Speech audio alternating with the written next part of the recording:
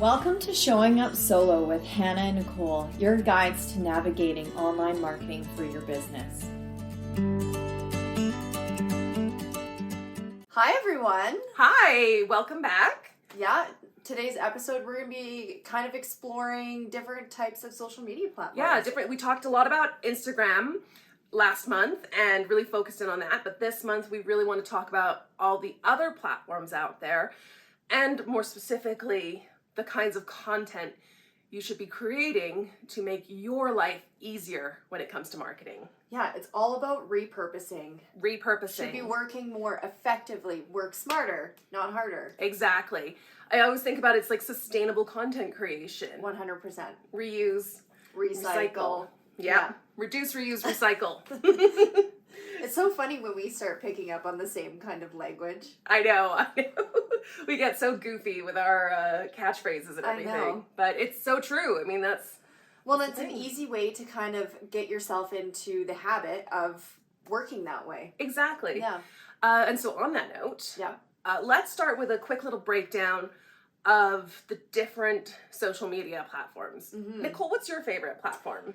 Well, I use Instagram the most, but my second is LinkedIn. LinkedIn is great because I want to say it's better than Instagram. It's more business. You can now not only optimize like your actual business page, but you can offer links to your lead magnet. LinkedIn is one of the few social media platforms that gives you a whole bunch of space on your profile. Like Instagram, Twitter, Pinterest, you get like this teeny tiny, like you get like a sentence that you have to like squeeze that elevator pitch in. But with LinkedIn, you get your headline, which is SEO searchable, which means search engines can pick up on keywords in that. You got your about section, which is also SEO searchable, and it's long. It's like 2,200 characters, I think. Yeah. And then you have you can also share pieces of like articles you've written, your lead magnet, like talks that you've been in. Like if you don't have a website, you don't have to worry. Yeah. LinkedIn is like if you don't have a website yet, optimize your LinkedIn profile. So like make the most use. When I say optimize, I mean like get your bang for your buck. Even it's free. But like go in there and use up every option there is on that profile. Your featured section doesn't have to be for sharing posts. Mm-hmm. You can share links to things. Mm-hmm. You can put your booking link. You can put your website link. You can put your lead magnet link. Mm-hmm. You can put links to things you've been featured in, like podcasts and YouTube testimonials. And you have built-in testimonials on LinkedIn. Yeah. Because you can ask for recommendations. Yeah, which is great. So anytime you've worked with someone, you send them a request for them to fill out a feedback form on you. And not only that, they fill it out. You get to approve whether or not it's going to be on your page. So if you don't like it, you can actually send it back to them and ask them to change it. Which is awesome. And what's really cool about these as well is it's like I feel like a LinkedIn recommendation is like a stronger form of social proof because you're not just putting someone's name next to it. Their profile is linked to it. Like someone can read it and then click on that person's link and then get in touch with them if they want to. Yeah. So, and then a lot of people think LinkedIn's like really boring but they really have changed what they feature, what they offer. I also think it's a bit of like a millennial to Gen X kind of platform, whereas like TikTok obviously is for the Gen Zers. There's a level of professionalism, like there's a level of respect that you expect on LinkedIn, and there's the etiquette is obviously it's being polite and respectful, but that doesn't mean it can't also be fun. And it's for everyone, like really anyone can use it. But we notice that more of the millennials use it rather than the Gen Zers. Exactly. So that's LinkedIn. What do you like? Well, I like Pinterest. I like Pinterest, which I guess it's debatable whether it actually counts as a social media network or a search engine. Really, I have a social media scheduler called Tailwind, and so they are a Pinterest scheduling program. And what I do is every time we do an episode, I create 20 pins. If you don't know what that is, it's basically a graphic that has like new episode and then the episode title and then like learn more. And then you put a little headline and a little caption with it, and you add it to your various boards. If you're not familiar with Pinterest, that's basically it. It's like it sounds like it. Imagine you had a physical like cork board in your office and you're pinning inspiration from magazines on there. It's a virtual version of that. I love that way of explaining it. Yeah. I always think about, if you've seen Ralph Breaks the Internet, that's how they visually explain Pinterest. Yeah. And so what I do is I'll put those pins in my scheduler and I hit this shuffle button and it just churns them out, mixes them up and churns them out. Yeah. And so it's totally automated. But what's great is it boosts your SEO. And if people go into Pinterest to find out something, like they'll find your content will come up and it links directly back to your website, directly back to your piece of content. Yeah. Which is, they don't have to go to your profile and then go to a link and then go to somewhere. Yeah. They click on the thing and it takes them there. Yeah. So I love that because it's just like easy. Yeah. Well, and it's like you said, it increases your SEO. So the more exposure you have, the easier it is for people to find you and the products or services you have that you're offering. Exactly. And on that note, of course, YouTube. Yeah. Yeah. Which we've recently got into a lot more because not only does it have like a search engine that you can look for things, like I personally looked how to learn a new skill and I found it on YouTube. So but they also offer YouTube Shorts, which it's like little 15-second nuggets of content. I know just from watching various YouTube creators that some have found it quite frustrating because they're all set up for their long form. Very concise. But actually, like, I think for us, we've been experimenting with doing little 15-second tips. Like how much, like, let's give you, it's almost like word of the day kind of info. Like just a quick, like big amount of information, small amount of time, like easy to digest. Well, and what I love about what we do is we offer, instead of like a big concept, we take little concepts from that big idea and explain it so that everybody can have little pieces of the whole idea. Exactly. Yeah. And then, because that's the nice thing is you can always save videos on YouTube, or you could pin them onto Pinterest. But it's a great way to just to get a quick answer. Yeah. And a lot of people are very visual learners or auditory learners, which means they learn either by watching someone do it, or by having someone explain it. And so video, of course, covers both those bases. Yeah. So it's just it's a very easy to use program. Then of course there's Twitter for that quick, tiny, bite-sized piece of info. Like you have 240 characters to get your point across. Yeah. I'm not a huge tweeter. I never got into Twitter, but I know that you have used it. I dabble. I do Twitter for some clients. Yeah. Which got me into dabbling with it. I am not an active Twitter user. I could definitely utilize that platform more. What I will say though is it's a very, from a copywriter's point of view, it's a very interesting challenge. To try and be very you have to get your point across in such a small amount of, so you chop out every unnecessary word. Yeah. And I find if you're someone who tends to ramble, throw a lot of extra words in there, it can almost be beneficial to try to write a tweet. Yeah. And then expand. That's a good challenge. Yeah, it's fun that way. So I actually like kind of watching Twitter from afar. Like I like to see what people are posting on Twitter. Yeah.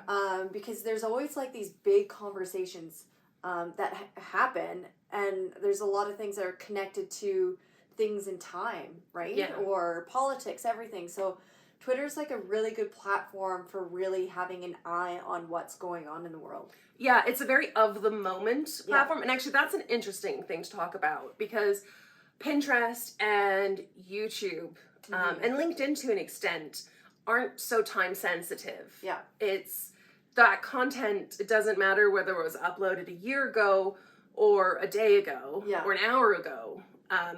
It's still available, it's still around. Yeah.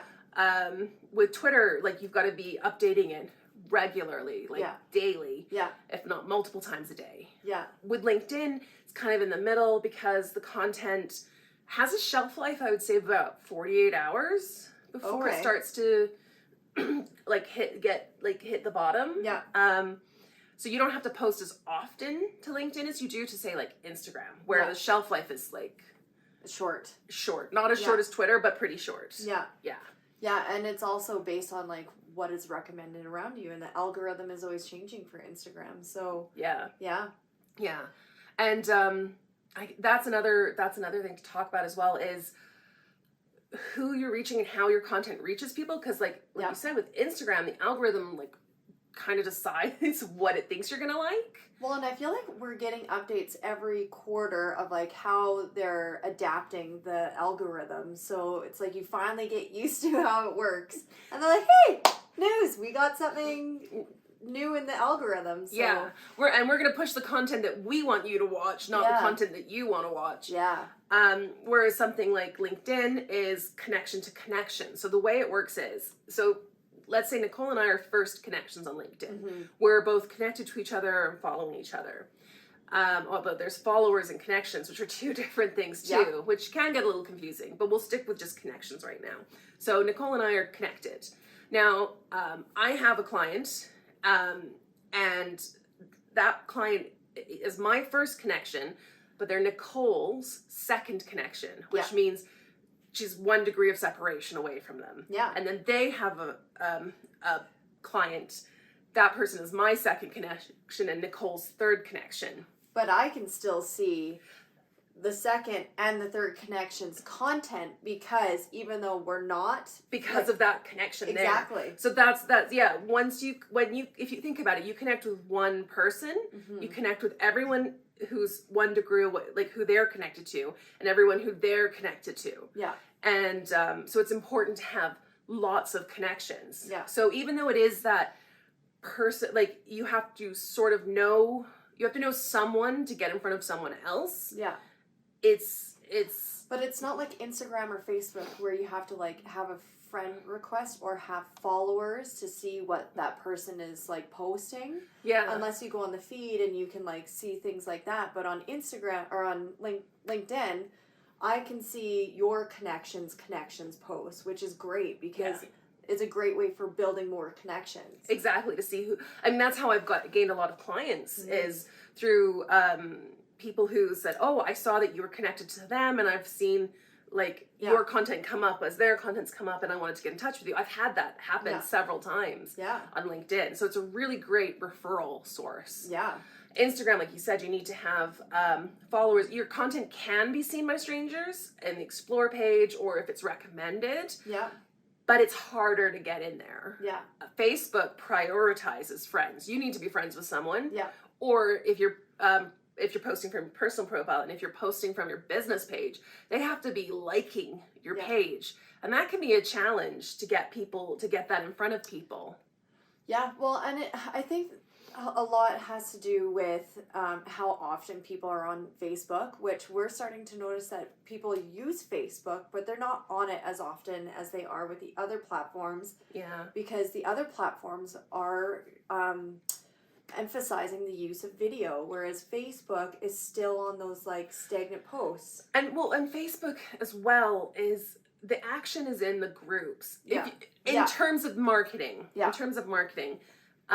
It's not about content. It's about showing up in groups and talking to other people. And being consistent and being consistent. And that is time consuming. Yeah. It's time consuming, and it's not something you can do ahead of time. You can outsource it. Yeah. But it's not something you can like schedule. Yeah.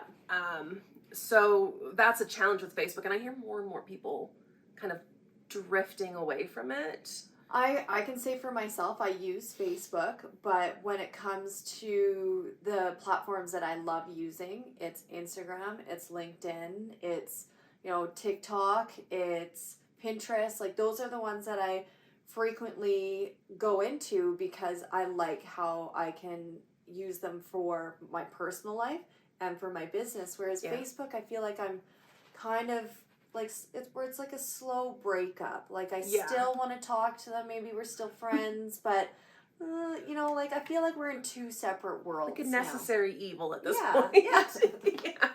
Have we missed any platforms there? TikTok, yes. Yeah. Well, why didn't you talk about TikTok? TikTok is just like this great platform for showing short videos. So, and it doesn't have to necessarily be like the dancing tutorials that we see.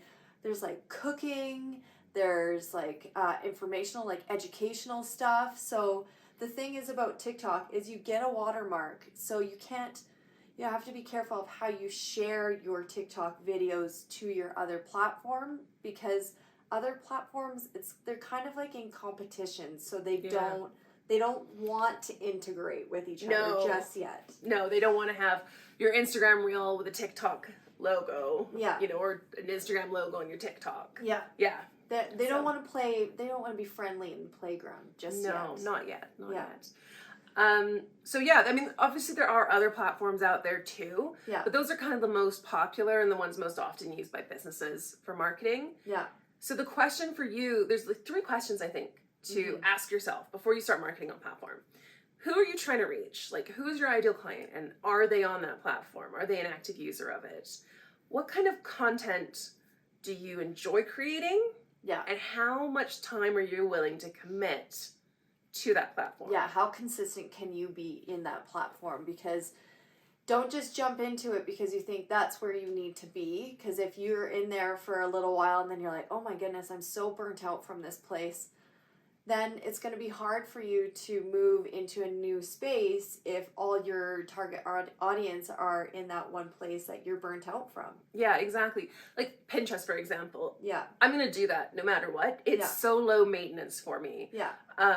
I just make a bunch of pins, put them in, hit shuffle, and go. Yeah. I've recently been trying to do that tactic as well with my Instagram and my LinkedIn using a program called Meet Edgar, which allows you to create content lists, and then it pulls pieces of content from those lists, and that's saved me a lot of time planning my social media. Because essentially you're creating like evergreen caption banks, and it's like shuffling it to where it every new episode I create like 3 captions and 3 graphics, and I plug them into Meet Edgar, format them for the different platforms, like format it for LinkedIn, format it for Twitter, format it for Instagram, and then make sure there's a time slot scheduled, and then Meet Edgar just picks the content, mixes it up, and puts it out there for me, and I don't have to think about. Yeah, which is great, because then you're not feeling overwhelmed of like creating new content constantly, because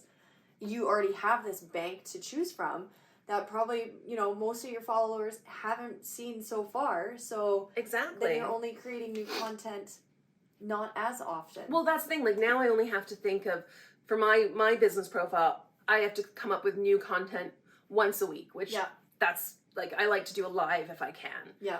Whereas with Showing Up Solo, like we have a content plan in place.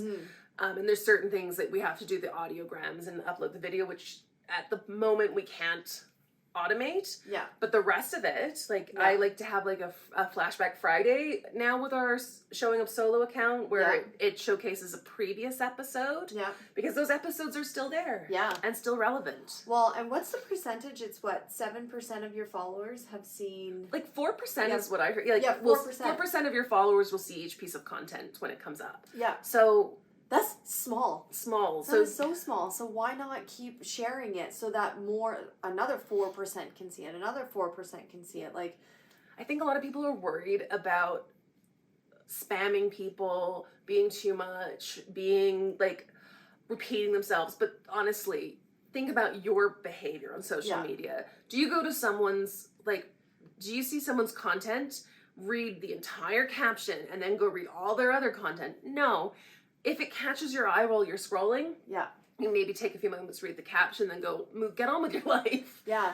And if you saw the same content twice, you're not really gonna care even if you remember that you've seen it. Exactly. And you might actually not remember something like the whole post, and reading it the second time, maybe something comes out at you. Like maybe it's a time where you were meant to read that kind of content. So it's more useful for you at that moment. Maybe you saw someone and you're like, oh, that's services that I'm interested in. Yeah. But I'm not ready right now, and then it kind of slips your mind, and then it pops back up, the same post. You're like, yes, I wanted to get in touch with them. Yeah. Yeah. Yeah. So repurposing, recycling your content is a great way. And I've actually been seeing it not just with us. Like, I'm seeing more social media business managers or just owners are trying to focus on working smarter, not harder. Yeah. And actually, we have worked behind the scenes on creating a guide. We call it the Full Circle Content Guide. And it's really like the practice that we use with our content, where you take like a 10 or 20 minute video, like for example, this episode. And then you take this video, which you can upload to multiple platforms. You can YouTube, blog it. You can put it on your website and then do Pinterest links to it. Audiograms. And then and you can post it to Instagram and to LinkedIn and various platforms. And then, and then what you do is you take the audio and you create a podcast episode and you create audiograms from it, which are basically just like a visual with sound over it. Yeah.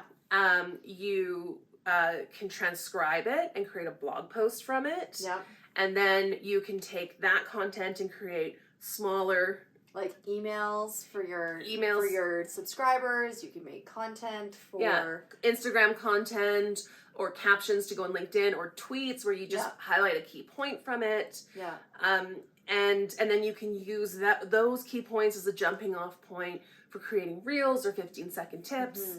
Like maybe you use some jargon in your episode and you want to do like a little 15-second glossary for people. Yeah, we've been like really encouraging this kind of strategy with our own clients, and we've seen really good success with it, because you have this really big piece of content and then you're splitting it into like multiple different types of content. Yeah. Which you can reuse over and over and over. Yeah, I had a client who, she's written 12, like we started a blog last year, and so we've got 12 blog pieces. I wrote 3 captions from that 36 pieces of content. Then I stripped the content from her website and repurposed that, shuffled it all up, and she's got like I think 6 months worth of content for Instagram. Yeah. And she didn't have to write anything new. Yeah. Like, that's just from the content she already had. Yeah. And now every time she writes a new blog piece, I've got 3 pieces of content to add into that mix. And then once those have all been used up, I'll just write 3 new pieces of content from that old content. Like, that's the thing. That's the joy of it. Yeah. So I think there's a lot to think about. Yeah. We don't want to overwhelm everyone with it, but it's something to definitely think about, like an effective strategy in your own business. Yes. And if you're interested in seeing the process of Full Circle Content, we're going to leave a link in the description to get to our guide to that. It's just a simple web page. There's a nice infographic, a little video. It's very easy to digest. Yeah.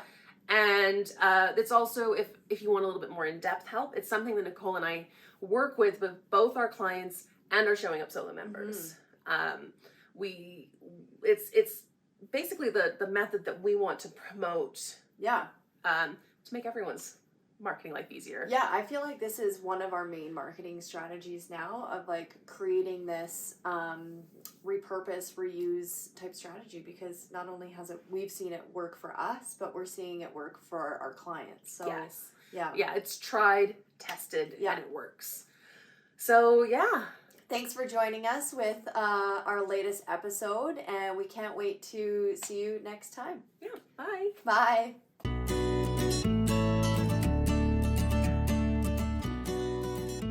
Enjoyed this episode? Don't forget to like and subscribe so you don't miss out on future ones. Want more from Hannah and Nicole? Visit showingupsolo.com to join the Showing Up Solo membership, or to inquire about working with us on your business.